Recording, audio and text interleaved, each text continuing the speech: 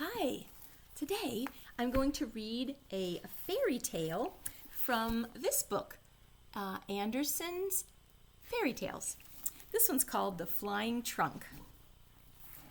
There was once a merchant who was so rich that he might have paved the whole street and a little alley besides with silver money, but he didn't do it. He knew better how to use his money than that.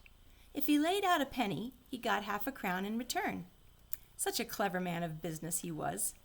But at last he died. His son got all the money, and he led a merry life.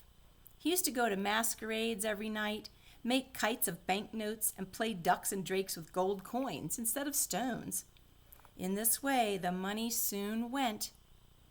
At last he had only a penny left, and no clothes except an old dressing gown and a pair of slippers. His friends cared for him no longer. They would not be seen about the streets with him. But one of them was kind to him and sent an old trunk. Said, "Pack up." Now this was all very well, but he had nothing to pack, so he got into the trunk himself. It was a most peculiar trunk. If you pressed the lock, the trunk could fly. And the merchant's son did just that. With a whiz, the trunk flew up the chimney, high above the clouds, further and further away.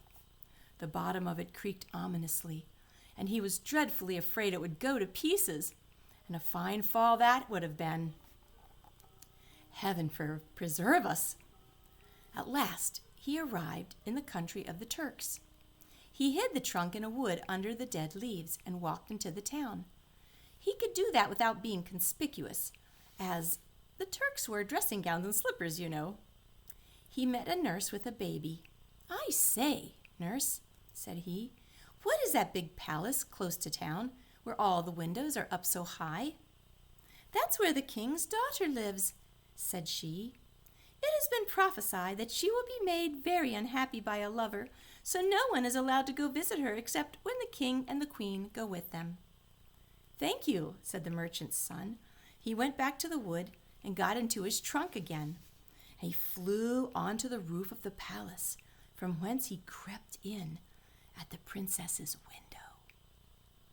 She was lying on a sofa, fast asleep. She was so very beautiful that the merchant's son had to kiss her. She woke up and was dreadfully frightened, but he said that he was the prophet of the Turks and had flown down through the air to see her, and that pleased her very much. They sat side by side. He told her stories about her eyes. He said they were like the most beautiful, deep, dark lakes in which her thoughts floated like mermaids. And then he told her about her forehead, that it was like a snow mountain, adorned with a series of pictures. And he told her all about the storks who bring beautiful little children up out of the rivers. No end of beautiful stories he told her. And then he asked her to marry him, and she at once said, "Yes." "But you must come here on Saturday," she said, "when the king and the queen drink tea with me. They will be very proud when they hear I am to marry a prophet. But mind you have a splendid story to tell them, for my parents are very fond of stories. My mother likes them to be grand and very proper, but my father likes them to be merry, so he can laugh at them." "Well, a story will be my only wedding gift," he said, and then they separated. But the princess gave him a sword encrusted with gold. It was the kind of present he needed badly. He flew away and bought himself a new dressing gown. He sat down on the wood to make up a new story. It had to be ready by Saturday, and it was not always so easy to make up a story. However, he had it ready in time, and Saturday came.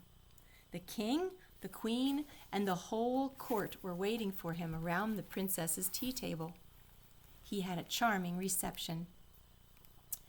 "Now you will tell us a story," said the queen, "one which is both thoughtful and instructive." "But one that can make us laugh, too," said the king. "All right," he said, and then he began. We must listen to his story attentively. There was once a bundle of matches, and they were frightfully proud because of their high origin. Their family tree, that is to say the great pine tree of which they were each a little splinter, had been the giant of the forest.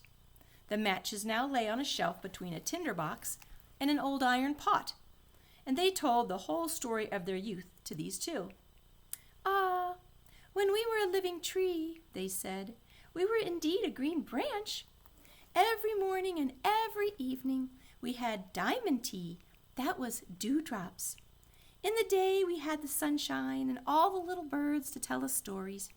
We could see, too, that we were very rich, for most of the other trees were only clad in the summer. But our family could afford to have green clothes both summer and winter. But then the woodcutters came, and there was a great revolution, and our family was sundered. The head of the tribe got a place as a mainmast on a splendid ship, which could sail around the world if it chose. The other branches were scattered in different directions, and it is now our task to give light to the common herd. That is how such aristocratic people as ourselves have got us into this kitchen." "Now my lot has been different," said the iron pot, beside which the matches lay. "Ever since I came into the world, I have passed the time in being scoured and boiled over and over again. Everything solid comes to me, and in fact I am the most important person in the house. My best time is when dinner is over, and I can lie clean and bright on the shelf and have a sensible chat with my companions, but with the exception of the water bucket, which sometimes goes down into the yard. We lead an indoor life.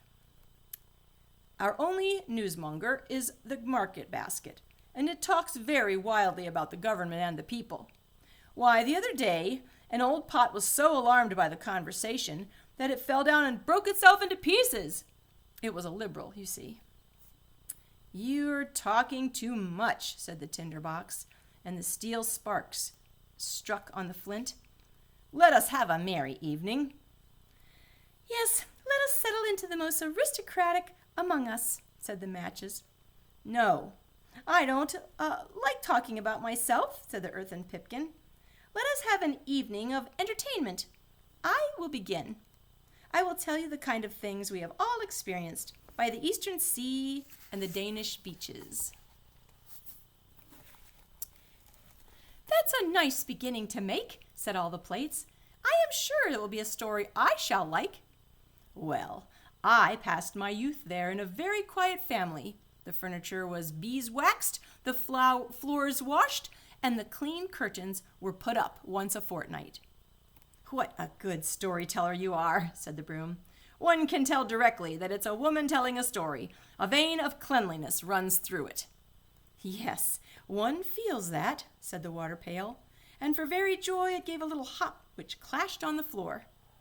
The pipkin went on with its story, and the end was much the same as the beginning. All the plates clattered with joy, and the broom crowned the pipkin with a wreath of parsley, because it knew it would annoy the others, and it thought, "If I crown her today, she will crown me tomorrow." "Now I will dance," said the tongs, and began to dance. Heaven help us, how high into the air she could kick her leg. The old chair cover in the corner burst when she saw it. "Maybe I can't be crowned too," said the tongs, so they crowned her. "They're only a rabble after all," said the matches. The tea urn was called upon to sing now, but it had a cold. It said it couldn't sing except when it was boiling, but that was all because it was stuck up, and it wouldn't sing except when it was on the drawing-room table. There was an old quill pen on the windowsill, which the servant used to write with. There was nothing extraordinary about it, except that it had been dipped too far into the inkpot, but it was rather proud of that. "Never mind if the tea urn wouldn't sing," it said. "There's a nightingale hanging outside in a cage. It can sing. It certainly hasn't learned anything special, but we needn't mind that tonight." "I think it's most suitable," said the kettle, which was the kitchen songster and half-sister of the urn, "that anyone should listen to a strange bird like that. Isn't it patriotic? I will let the market basket judge." I am very much annoyed, said the market basket. I am more annoyed than anyone can tell. Is that a suitable way to spend an evening? Wouldn't it be better to put the house to rights? Then everything would find its proper place. I would manage the whole party. Then we should get on differently. Yes, let us make a row, they all said together. At that moment, the door opened, and it was the servant. They all stood still, and nobody uttered a sound.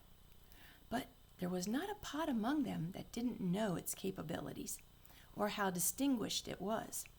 If I had chosen, he might have had a merry evening, and no mistake, they all thought. The servant took the matches and struck a light. How they spluttered and blazed up. Now everyone can see, they thought, that we are the first. How brilliantly we shine. What a light we shed around. And then they were burned out. That was a splendid story, said the queen. I feel quite that I was in the kitchen with the matches. Yes, indeed, you shall marry our daughter. Certainly, said the king. Thou shalt marry her on Monday. They said do, thou, to him now, as they were to be related. So the wedding was decided upon, and the evening before the town was illuminated. Buns and cakes were scattered broadcast. The street boys stood on tiptoe and shouted, "Hurrah!" and whistled through their fingers. Everything was most gorgeous. I suppose I shall have something too, said the merchant's son. So he bought a lot of rockets, squibs, and all sorts of fireworks, put them in his trunk, and flew up into the air with them.